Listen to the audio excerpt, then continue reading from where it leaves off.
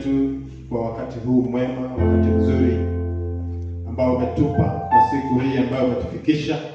Tunalisifu jina lako, tunakuabudu na tunaomba Baba, tunapoingia katika mafunzo yetu siku ya leo, uwe nasi, tufunze Bwana, ili tuweze kuelewa neno lako na tuweze kuliweka maanani na tuweze kulifanyisha kazi katika maisha yetu. Ni asante kwa mkono wako ulio juu yetu.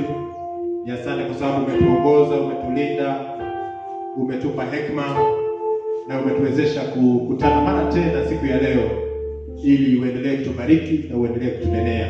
Tunajitoa kwako, tunaomba kwa msikilizaji, kwa mtazamaji, mahali popote alipo, tunamkabidhi kwako na tunaomba Baba ya kwamba neno hili litapata nafasi katika maisha yetu sote, na tutakuwa watu ambao wamebadilika, watu ambao wanaishi maisha ambayo ni ya Kristo, na watu ambao wanakuwa mfano hata kwa jamii ambayo tunaishi kati yao. Pokea sifa, pokea shukrani, kwa sababu tunaomba katika jina lako na mwanao Yesu Kristo. Amen. Amen. Naomba keti na tuweze kuendelea kujifunza kutoka kwa neno la Mungu. Kwa hakika Mungu ametupa wakati huu kwa sababu anatupenda sana. Anatupenda kila mmoja wetu, na he has appointed to us this time that we may study from his word, and that we may be sharpened, and that we may be wise and not foolish, even in reading and applying God's word in our lives. So we bless the Lord for this great afternoon. And brethren, you are aware that we have been doing our series on learning to apply God's word in our lives. And I think there is no greater lesson that we could be learning as Christians, because there has been a lot of diversion of the word of God in our time. There has been a lot of, people who have digressed from the word of God. And even those of us who read it, a lot of the time we have found ourselves not applying it as God would want us to do.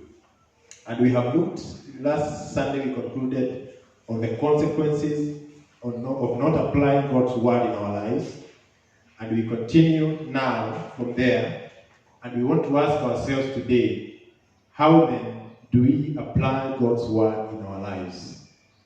How then, when we read a scripture, a portion of scripture, how do we even yield to the Holy Spirit that he may interpret and he may give us insights and revelation of the one that we are going to read, so that then it can have an impact in our lives, and that we may bring the change that God so desires us to bring in our time and in our generation. Because I believe that you and I have been called at a time like this that we may affect our generations positively. Praise God. Amen. That is the reason that you exist today. That is the reason that you are not born 200 years ago. You are born, and God designed you to be alive today, that you may affect your generation for the better. Hallelujah. And so we are going to get into that study. And I know you opened where we are. And we are going to go straight, so that in the few minutes we have, we are able to have value from it. And we will be asking ourselves, how do we apply the word of God in our lives? And we are saying that already we have looked at the consequences of not applying God's word. So we want to now get into actual application. Isn't it good to get into actual application? Because we have been warned of what will happen if this one does not find a place in our hearts. Hallelujah. We are saying that in our introductory statement, and I want to go straight to this statement because it is key to me, it's saying that we must take the principle of God's word and break them down so that we can practice them. Can you see that statement? Hallelujah. That we must take the principles of the word of God and the principles in the word of God, break it down. Hallelujah. Break it down whenever we read a portion of scripture, we ought not to read scripture like we read newspapers, but we need to read scripture with adequate time so that we can be able, first and foremost, to break it down for our own self. Because you are not going to be able to teach or to preach if you have not broken down the scripture that you have read or that you desire to preach or to speak about before it gets into your heart. So we are told that we must understand, we must be able to take the principle of God's word, break it down so that we can be able to practice it. And in that exercise, we are requested and we are guided that let us ask ourselves these three questions. Hallelujah. I want us to move together so that we can all understand and so that all of us can be blessed by this teaching. And we are saying that whenever we read a portion of scripture, every believer, for that portion of scripture to have an impact, an influence in your life, you ought to ask yourself these three questions. We are saying that the first question is, what is it that God expects me or expects of me after reading this portion of scripture? Nikisoma kifungu hiki cha Biblia, Mungu anataka nifanye nini? Bwana asifiwe. Mungu anataka nilielewe neno hili vipi? Hilo ndio swali la kwanza. What is it that God expects you?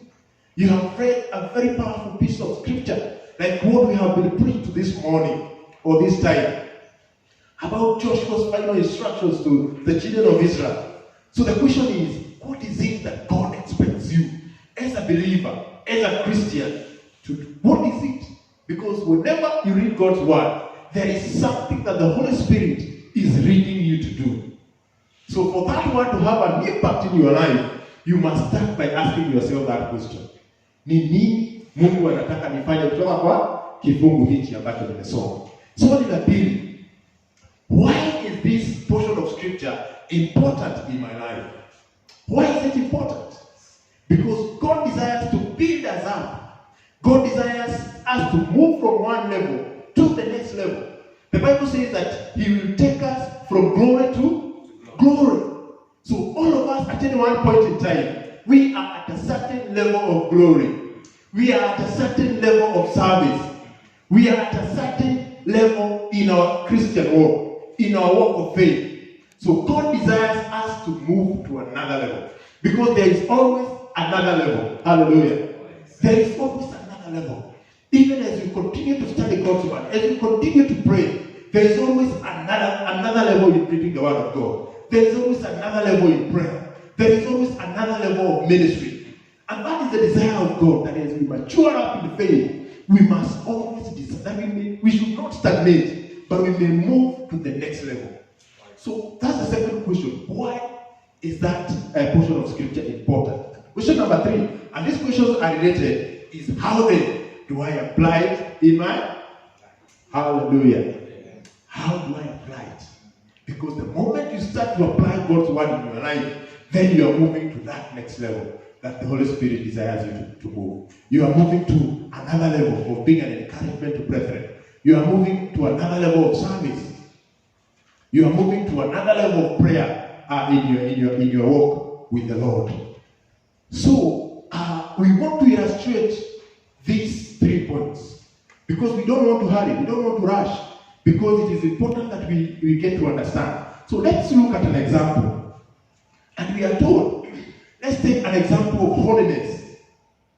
An example of holiness. And we know that holiness, one of the descriptions or the definitions I was getting about holiness is being morally and spiritually excellent. Hallelujah. That is holiness. God is holy. The Bible tells us that be ye holy, for I am holy. That's the Lord speaking to us. And we are saying that holiness is being upright, is being excellent in your morally and spiritually. So we are going to take one aspect of holiness, which is one way that we show or express holiness is by the way we talk, by the way we express ourselves. by the way we relate with people through speech, through conversations. So we are going to take one aspect of holiness, which is language, and then look at a verse that tells us how to speak. Whenever we open our mouths, what we are supposed to speak as believers, and how we are supposed to speak it. And that will be able to guide us in our walk of faith and in holiness. So we are saying that, as most of us know, how we speak can be either uplifting and positive, or damaging and negative. Just through the way we speak. How? Because we are saying how you speak, how I speak to you, how you respond, how you speak to your friend, how you speak to your husband or your wife. It can either be positive and therefore build, or it can be negative and therefore damage. It can be positive and therefore uplift somebody, or it can be negative and therefore demean somebody or bring somebody down. Just the way we speak, how we speak is very important. So there are very many verses that we can refer to that guide us on speech, on how we speak to other people. But we want to narrow down to only one verse, which we are going to have as our reference verse today, and it's the book of Ephesians 4:29. Can you see the verse? Yes. Hallelujah. And I'm going to read for us. Ephesians 4:29. The Bible says that let no corrupting talk come out of your mouths, but only such as is good for building up, as fits the occasion, that it may give grace to those who hear. You heard that? Yes. It's talking about what comes out of our mouths. We have been preached about the tongue, the power of the tongue, how the tongue can build and how it can destroy. And so here Paul, speaking to the Ephesians, he tells them that in your speech, as you open your mouth to talk, let no corrupt talk come out of your mouth. But whatever comes out of your mouth, let it be good for building up. Hallelujah. So we are being counseled as believers that whatever we speak, whatever we utter with our mouths, may the Lord help us that whatever we speak goes out to build and not to destroy. Hallelujah. Whatever comes out of our mouth, let it be something that fits the occasion. Something that fits the occasion. And we have many occasions. We have wedding occasions where we call elders to come and speak to the newlyweds. We have many occasions. We have, family come together. When you get a chance to speak, how do you speak? And so Paul is counseling and he's saying, whatever you speak, avoid corrupt talk. But let it be good for building, fit for the occasion. That is number 2.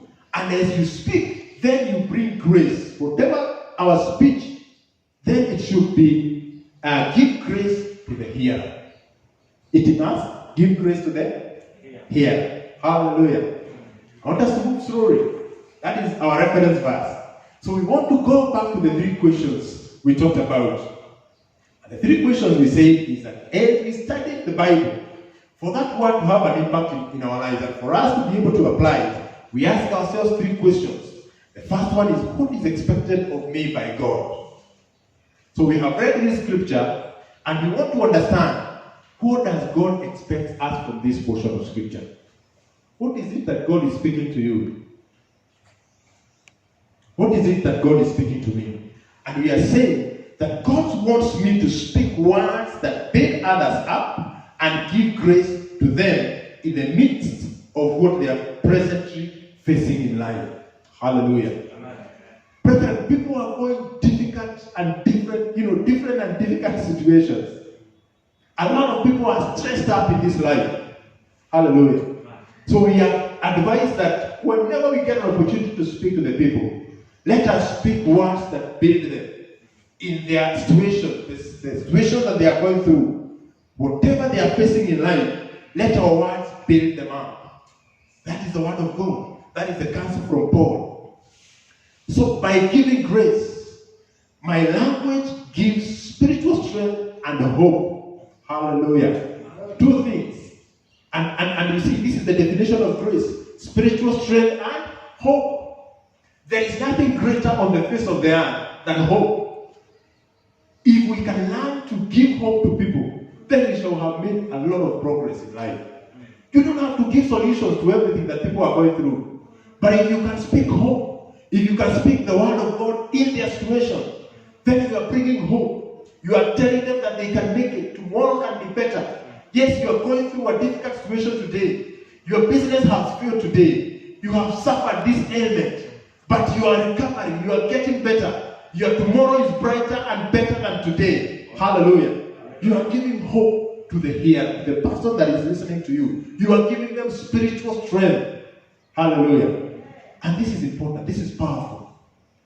But unfortunately, a lot of us, even Christians, we are tempted to condemn. We are tempted to take you back to your past failures and say that this is the kind of person that you are. You have failed in the past. You are also not going to make it in this situation. Hallelujah. But the Bible is telling us, let us be different. Let us be different. Someone could have failed 100 times, but his 101 trial is their trial of victory. So let us be people that give encouragement. Let us be people that build hope and give spiritual strength. So by giving grace, it means that I'm not using my language to create a legalistic standard that they must live up to. I'm not using my language to pick them down because they did not live up to my expectations. Hallelujah. And if you look at your own life and you see the many times that you fail, the many times that you fail to reach people's expectations, you'll understand and you'll be gentler, you'll be kinder. Hallelujah. And we are what we are today because someone was patient with us. Someone was kind with us. Someone encouraged us along the way. Hallelujah.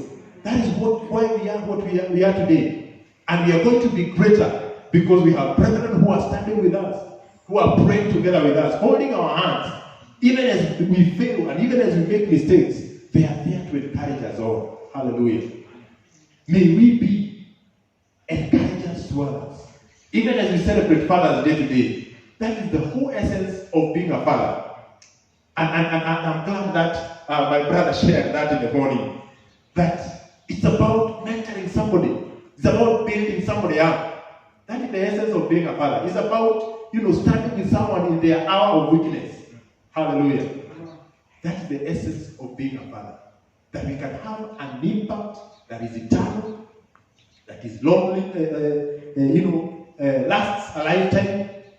That is the essence of being a father. That is what we are learning here today. That my language should make them feel built up, blessed, but not cursed and defeated. And it's very easy to curse. Don't you think so? Yes. It's very easy to curse. It's very easy to speak things that bring people down. And these are things that have long-term effects and implications on people. Hallelujah. So let us not condemn, but let us bless, let us build up. So that is the first question. What is it that God wants me from this scripture? Hallelujah. Are we learning? Yes. So the point number 2 is, why is this scripture important? Why is it what we have read? Why is it important in our lives? And we are saying that it is important because words carry power. Words carry power. And Paul is saying, let no corruption come out of your mouths. Words carry power. Let what you speak be only to build up, fit for the occasion, and to bring grace. And we are saying that words carry power. Words have caused wars. Praise God. We can see what is happening between the US and China. They are almost getting into war because of the words that their leaders are using towards each other.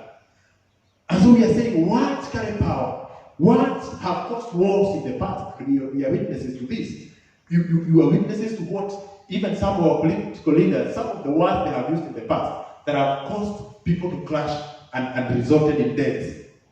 Words have helped people find and fulfill destinies. Hallelujah. May God help us to use words that are going to cause our young ones, especially our children and those among us, to find their destinies, to find reason for their existence. Hallelujah. Be an encouragement to somebody. Help somebody fulfill their destiny. Find the reason for their existence. Words have set people free. And we know this. When a judge declares that you are free, you are free. You are free. He declares by using his, by using words. Words have bound people under a curse.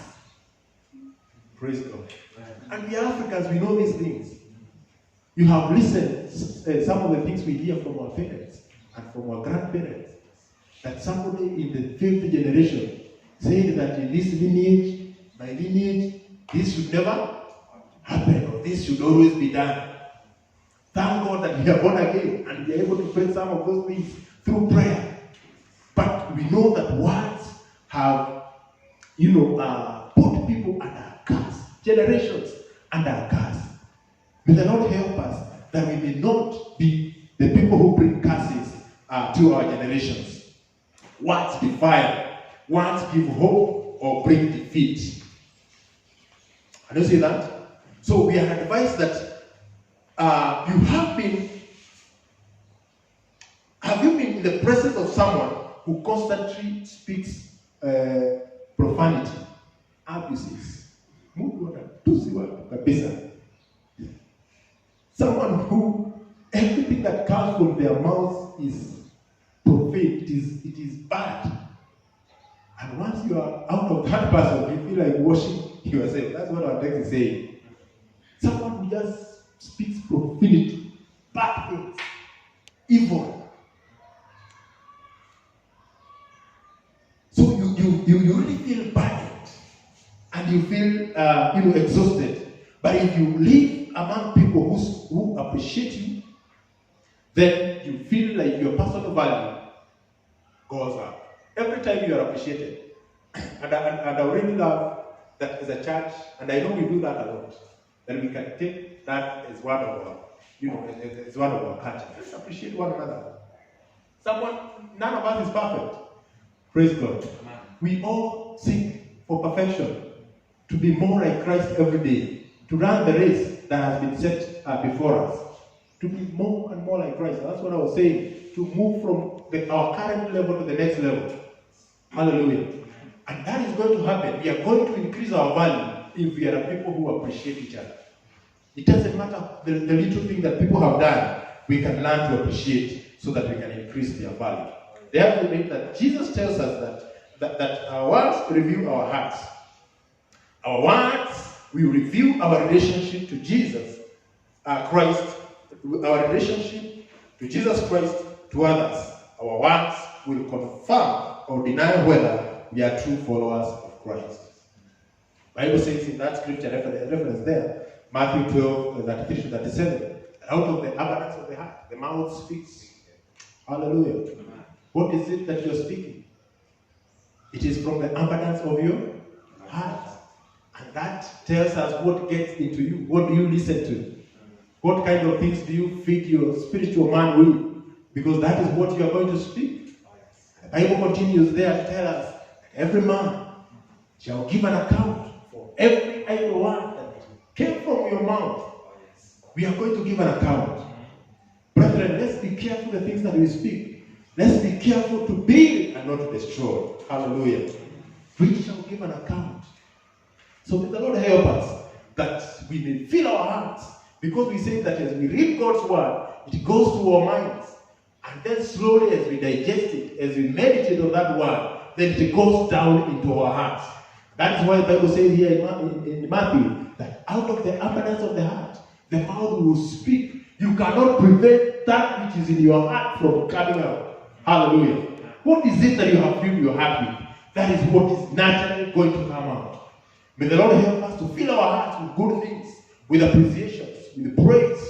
Let us, appreciate others, build others, speak life to other people, because that is what is going to manifest. That is what is going to come out. Hallelujah. Hallelujah. what we speak is powerful. Words are powerful. That is why this scripture is important. What does it feel? And I hope we are following through because we are learning. Remember, how do we apply the God's word in our lives? Because we discover that it is serious to have the word of God and to fail to apply it. So as we digest and meditate on the word of God, as it sinks in our hearts, then we are going to speak it and we are going to be a blessing and not a curse. And the way to push that word in our hearts is to meditate on it. And this is the style. This is the procedure. This is how we are going to find the word of God deep in our hearts. We are just using this one scripture as our reference. And the last question is, how do I apply it? Hallelujah. I've read the word of God. He has told me how important for me to speak the right thing, to speak grace, to speak words that build up and not destroy, to be able to, speak words that are fit for the occasion. So how do I then apply this word? And we are given points there. And let's look at them even as we close. The first one is that find good in everything and stop being critical. Hallelujah. It is natural for us human beings to find wrong in everything that people say, in everything that people do. It is so natural. It is the nature of man, and we know the nature of man is the nature of sin. So we are advised that if we are going to be able to speak words that build, then the only way we can do that, the only way we can achieve that, is to find something good in whatever you say, in whatever you do. Hallelujah. Personally, I try to, even if someone known to me, I try to try and see what is it that they are saying. They may have said something that I don't agree with, but try to see what good can come out of that statement. What good can I learn from what he has done or what he has said? And if we do this, then we are going to be people that build others and not destroy others. But if you become the person who looks and sees the bad thing in everything that someone does, even when I dress in a certain way, there is the bad side and there is the positive side. Can we learn to find good in everything and stop being critical? Stop being critical, because criticism will not build people up. Criticism will bring people down. The second point is that change poor language into positive language. Hallelujah. We started by saying that our speech can either be negative and therefore destroy, or be positive and therefore build.